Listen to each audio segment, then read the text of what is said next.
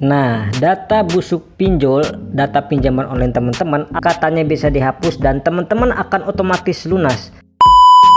Assalamualaikum warahmatullahi wabarakatuh. Di video kali ini kita akan membahas mengenai masalah pinjaman online ya teman-teman, terkait solusi gagal bayar pinjaman online. Nah, ini mungkin hal-hal seperti ini perlu kita perhatikan teman-teman, siapa yang menyebarkan hoaxnya dan siapa yang menyebarkan informasinya. Apakah itu fakta, apakah itu benar atau enggak? Ini harus kita pelajari dan kita cari tahu ya teman-teman, kita harus kaji ulang.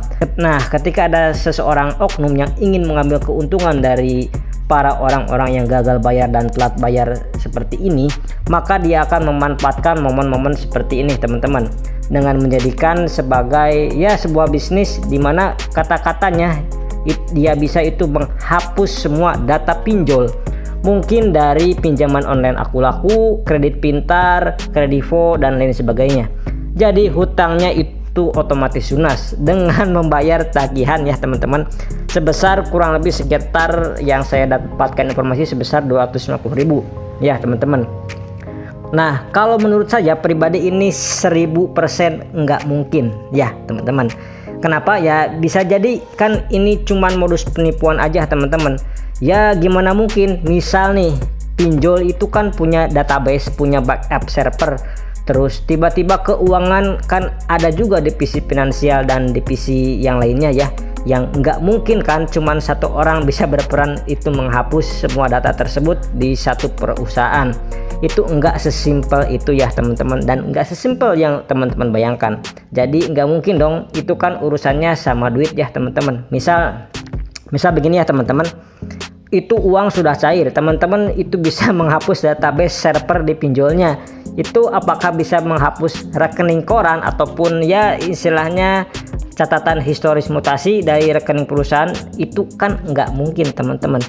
Jadi kebanyakan orang-orang seperti ini itu adalah orang-orang yang memang sengaja dimanfaatkan kepanikan, memberikan penawaran solusi yang katanya itu benar-benar menjadi sebuah solusi banget. Ya, ujung-ujungnya teman-teman itu adalah penipuan.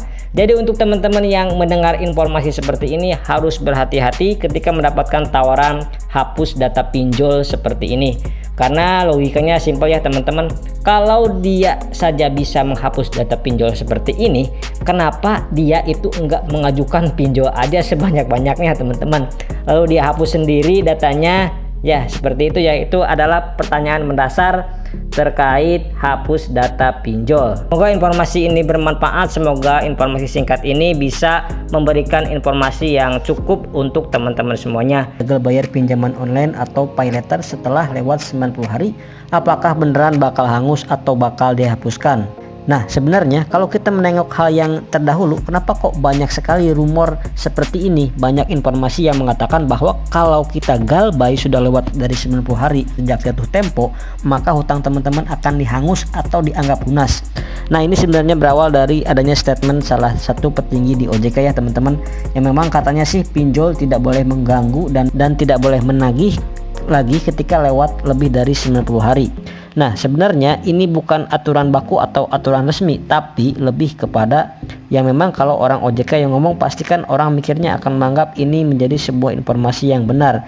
Dan ini sebenarnya hanya anjuran saja dan saran, mungkin baiknya memang seperti itu. Jadi kalau sudah telat bayar ke 1 sampai ke 90 bolehlah itu pinjol tersebut menagih terus menelepon dan lain sebagainya. Tapi kalau lewat dari 90 hari baiknya pinjol itu stop untuk menagih dan pinjol itu langsung memberikan sebuah sanksi, yaitu masuk ke slik OJK, di mana ini merupakan sanksi yang terberat.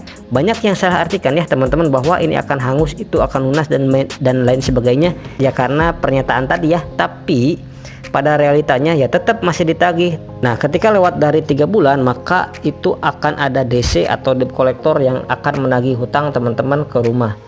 Artinya ini bukan aturan khusus yang mengatur akan hal tersebut. Mudah-mudahan informasi ini dapat mencerahkan teman-teman semuanya. Saya pamit, wassalamualaikum warahmatullahi wabarakatuh.